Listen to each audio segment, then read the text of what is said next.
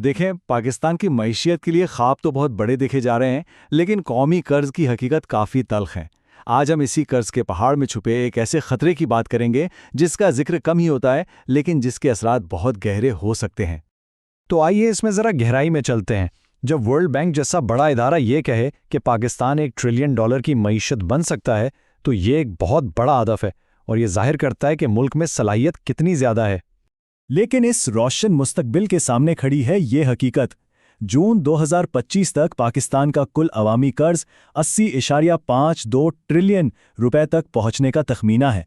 ये नंबर इतना बड़ा है कि इसके पीछे की कहानी को समझना बहुत ज़रूरी हो जाता है।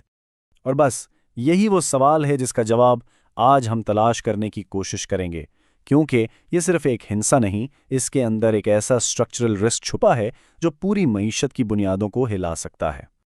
तो चलें इस 80 ट्रिलियन रुपए के पहाड़ को थोड़ा तोड़ कर देखते हैं कि आखिर ये बना किस चीज से है।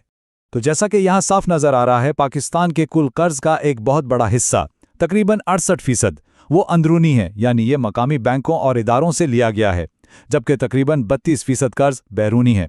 देखिए, आमतौर पे सारी बात होती है बैरूनी कर्ज की, डॉलर्स की, लेकिन मज़े की बात यह है कि हुकूमत की अपनी रिपोर्ट हमें बता रही है कि असल और फौरी खतरा इस बड़े अंदरूनी कर्ज के ढांचे में ही छुपा हुआ है। तो आइए अपनी तवज्जो इसी पर मरकूज करते हैं। और ये जो अंदरूनी कर्ज है ना, ये भी कोई एक सीधी सादी चीज़ नहीं है। इसमें पाकिस्तान इन्वेस्टमेंट बॉन्ड्स हैं, ट्रेजरी बिल्स हैं, कौमी बचत स्कीमें हैं, मतलब कई तरह की चीज़ें, और सबकी शराइत एक दूसरे से अलग हैं। अच्छा, अब इस खतरे को समझना है ना, तो इसके लिए एक बहुत ही आसान सी मिसाल लेते हैं। ये सारी पेचीदा बात बिल्कुल साफ हो जाएगी। फर्ज करें कि घर खरीदने के लिए बैंक से लोन लिया है। अब दो ऑप्शंस है। एक है फिक्स्ड रेट, मतलब महीने की किस्त हमेशा एक ही रहेगी, चाहे कुछ भी हो जाए, बिल्कुल प्रिडिक्टेबल। दूसरा ऑप्शन है फ्लोटिंग रेट, मतलब अगर मार्केट में इंटरेस्ट रेट ऊपर गया तो किस्त भी अचानक से बढ़ जाएगी। तो एक रास्ता बिल्कुल महफूज है और दूसरा काफी गैर यकीनी। अब यहाँ सबसे बड़ा सवाल ये आता है कि जब हुकूमत मकामी सतह पर कर्ज लेती है तो वो कौन सा रास्ता ज़्यादा अपनाती है, महफूज वाला या फिर पुरखतर वाला? और जवाब काफ़ी हैरानकुन है। 80%।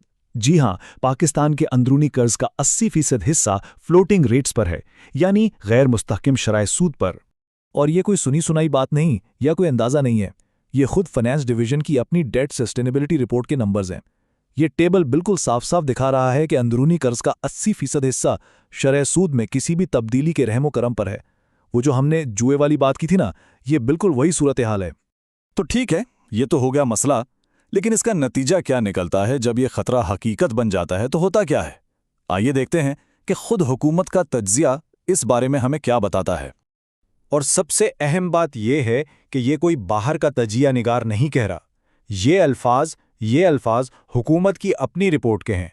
वो खुद इस कमजोरी को मान रहे हैं और उसे इंटरेस्ट रेट शॉक या शरह सूद का झटका कह रहे हैं। तो ये शरह सूद का झटका काम कैसे करता है? ये एक चेन रिएक्शन की तरह है। सबसे पहले मार्केट में इंटरेस्ट रेट बढ़ता है, फिर फौरन हुकूमत के 80% मुकामी कर्जों पर सूद की अदायगी भी बढ़ जाती है।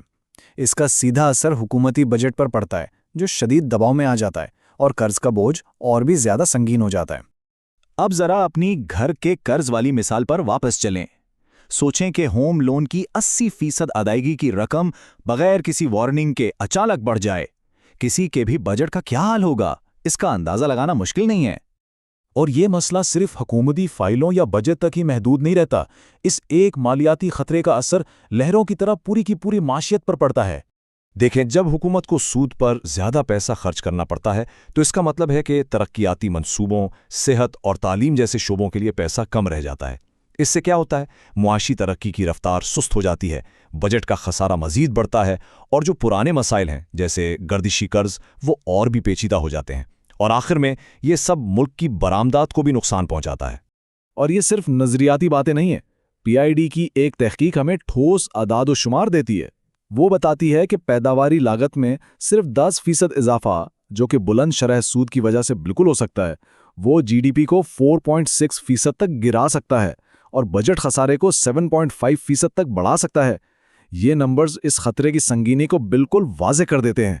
तो सवाल यह है कि इस खतरनाक सूरत हाल से निमटने के लिए, इस ऊंची तार पर चलने के लिए आखिर मंसूबा क्या है? क्या कोई हिकमत अमली मौजूद भी है? اچھا، حکومتی رپورٹ میں کچھ حکمت عملیوں کا ذکر ضرور ملتا ہے، جیسے کہ قرض لینے کے لیے نئے ذرائع تلاش کرنا، قرض کی واپسی کی مدت کو لمبا کرنا تاکہ فوری دباؤ کم ہو سکے، اور قرض جاری کرنے کے پورے عمل میں زیادہ شفافیت لانا۔ اور یہیں پر آ کر ہم اس تجزیے کے سب سے اہم سوال پر رکتے ہیں۔ ایک طرف حکومت کی اصلاحات کی کوششیں ہیں اور دوسری طرف اندرونی قرض کا یہ 80% کا خطرہ ہے جو کسی بھی عالمی سود کی شرح کے جھٹکے سے ایک حقیقت بن سکتا ہے۔ تو اصل سوال یہ ہے کہ کیا اصلاحات کی رفتار آنے والے خطرے کی رفتار سے تیز ہو سکتی ہے؟ اسی ایک سوال کا جواب پاکستان کے معاشی مستقبل کا تعین کرے گا۔